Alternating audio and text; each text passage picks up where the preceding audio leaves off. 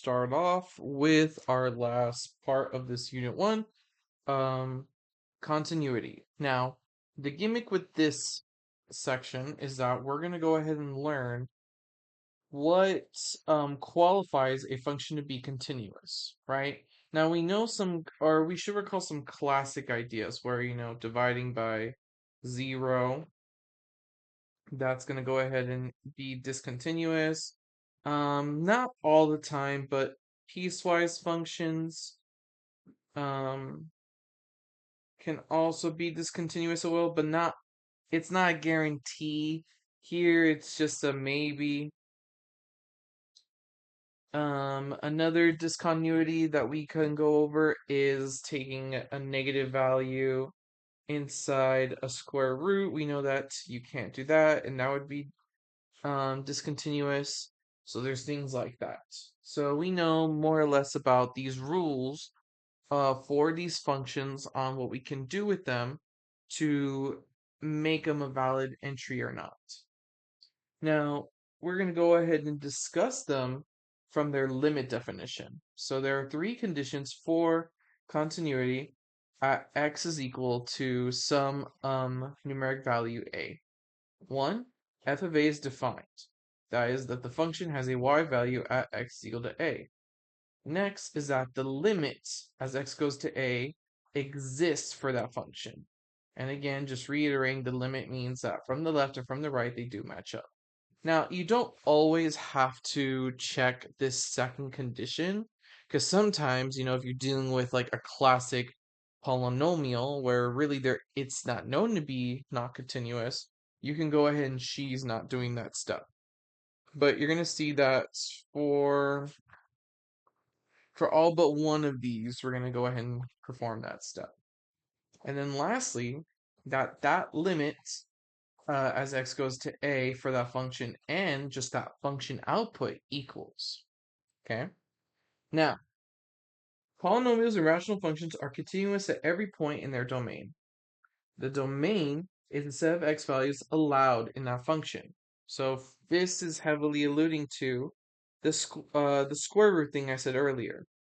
We say that the square root is discontinuous because you can't take a negative entry. However, if we limited the square root's domain, so for example, we said this function only from 0 to infinity, then it wouldn't be um, discontinuous in that way because we've limited its domain and we chopped it off where it would be considered discontinuous. So things like that. There are three types. There's removable discontinuity at that specific entry. So that means that the limit exists, but it does not equal f of a. So that's going to be removable in that it's almost I think your homework is maybe also going to call this like a hole. So there'll be a hole in the function where it just literally disappears. And then we have the jump discontinuity where it says that these limits both exist, but they're not equal. So that's going to be a jump discontinuity. Means that, as we come from one, let's say this is our f of x on some function, we say that it's coming from the left and then from the right, it doesn't meet. And maybe one of these is an open circle, one of these is a closed circle. It jumped, right? The function line jumped from here to here. So that's why they gave it the tag of a jump discontinuity. And that the both limits we can see visually will exist. It's just that they don't coincide with each other, they're not equal. This is not to be confused with, though, an infinite discontinuity.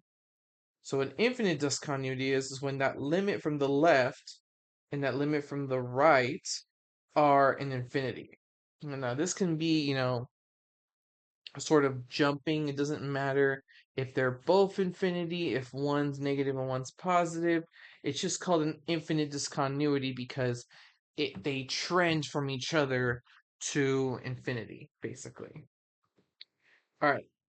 Now, let's start off with the first example. So determine whether the function is continuous at x is equal to 2, f of x is equal to x squared minus 4 over x minus 2.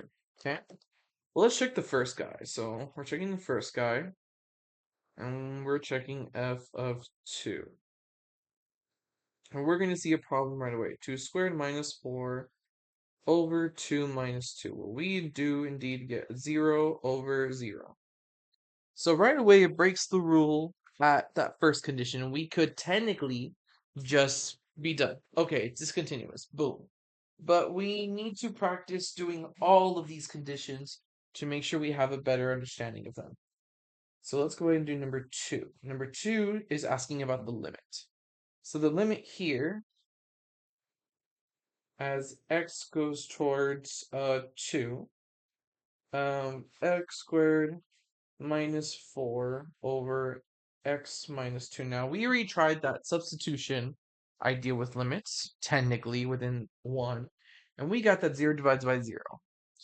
But that does lead us with more information about what we can do to actually get that limit and double check that it exists or not. So from here, or we can also use the difference of squares. So remember that that's a square, that's a square. Let's use difference of squares.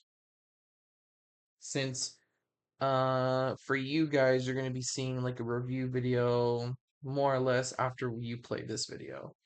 So I'll sneak in like a review-ish topics. So difference of squares is that idea, here let me write it, where we have x squared minus a squared, and that's gonna be equal to x minus a, x plus a. So that means we can write this as x minus 2 and x plus 2. And then bottom x minus 2. That cancels out, and then now we're just asking the limit as x goes towards 2 for the function x plus 2, which we can just use substitution, plug that right away, and we get the number 4. So that tells me that that limit exists for sure. No question about it. Step 3 is just checking if they equal, which we kind of can't even really check because we don't have a value here. So we can't really check. Can't check due to f of 2 not existing. Now, in conclusion from all of these, what can we say about its kind of discontinuity? Because we already show that this is going to be not continuous. Just looking at condition 1, we could already have left this question and been like, okay, so this question's not continuous. But what about, hold on, I'm sorry, I just realized I forgot to turn on my avatar for the virtual, or for the vertical people. Okay, right. For the vertical people. We're all vertical people. Well, you know what I mean. For the people that watch the video for vertical. Um, sorry. Um, what kind of discontinuity are you dealing with? They're dealing with a hole, a jump, or an infinite discontinuity. Well, we're not dealing with the infinite because none of infinity hasn't popped up at all here. So we're not dealing with this one. We could be dealing with a hole or removable, or we could be dealing with a jump. We're gonna go ahead and say that this is gonna be a hole. Now, it's not a jump because that limit does equal. We don't have to check the left and the right. We just checked it right away and we saw that we got a value. So we are to say that it's a hole. Now, granted, it's a little cheesy to say that there's a hole, but it makes sense. This limit exists. Now, even though this limit doesn't exist, it's the premise is still true. This does not equal this limit. So therefore, this is a hole. Or wait, let me write first. This is uh this is discontinuous. Continuous. Accidentally added an extra E. Or we can just say this is a whole discontinuity. Okay. And then the reason here, let me highlight just a little bit. So the reason for the whole is because These two guys don't match. All right, example 2. Determine where this function is continuous at this piecewise. Okay. Well, we see here that we do get this piecewise function at x equals 3. Yeah, so that is the breaking of this. So we can't just use one function right away. Well, let's still start off with actually just performing this function as you could like a pre-calc class or a college algebra class. F of 3, we use the top guy because it says to use it when x is less than or equal to 3, x is equal to 3. So negative parentheses 3 squared plus 4, that's going to be negative 9, plus 4, that's going to be negative 5. Okay. Now we have 2. And 2, we can't check that limit right away. We have to check it from both the left and the right. So I'm going to check the limit as x goes to 3 from the left. And I'm going to check the limit as x goes to 3 from the right for this function. Now, because of this, and it's going from the left, that means I can use the top part of this piecewise function, negative x squared plus 4. And for this guy, because I'm coming from the right of 3, I'm using the bottom part of that piecewise function. 4x minus 8. Then for both of these guys, I can use the substitution. I technically already did it over here, so I'm just going to skip to the answer, negative 5 for that limit. The bottom here, I need to do a substitution. 4 times 3 minus 8, that's going to be 12 minus 8, which is 4. So both of these limits exist, but they do not equal. So again, technically here we could stop. And we can say, okay, this is not continuous, whatever. But let's practice number 3 just in case. So number 3 says that the limit and that function output equals. We're kind of here at the same thing we were last one, where we can't really check this. I forgot to look this. But this time, due to the limit as x goes to 3 of f of x not existing. And then I kind of spoiled it a little bit what kind of discontinuity it is. It is a jump discontinuity.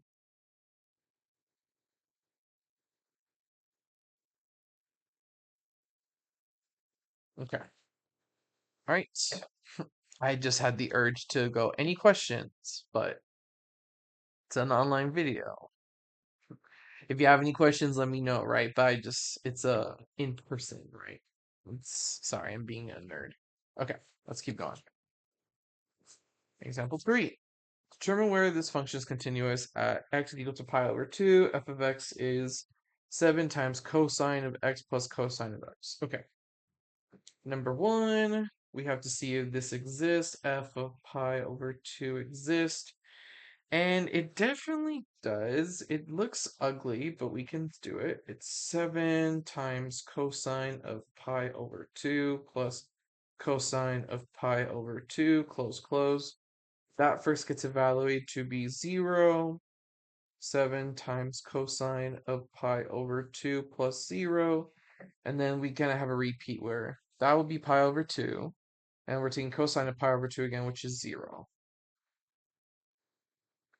And that means that's going to be 0. So that exists. We can't say it's not continuous there. Step 2, we check the limit as x goes to pi over 2 for this function. Now, right away, we can see that via substitution, we do get an answer, right? So I'm just going to use the substitution idea. Cosine's continuous. There's nothing that we cannot put inside of cosine to where it won't work. So we can just plug it in, and we kind of already did, so that it's going to be 0. And then we'll check step 3 just in case, and step 3 says to make sure that f of pi over 2 and the limit as x goes to pi over 2 of the function equal, which they do. So this is actually not even discontinuous at all, it's just continuous. So continuous. All right, last one. Determine whether the function is continuous at x is equal to -1.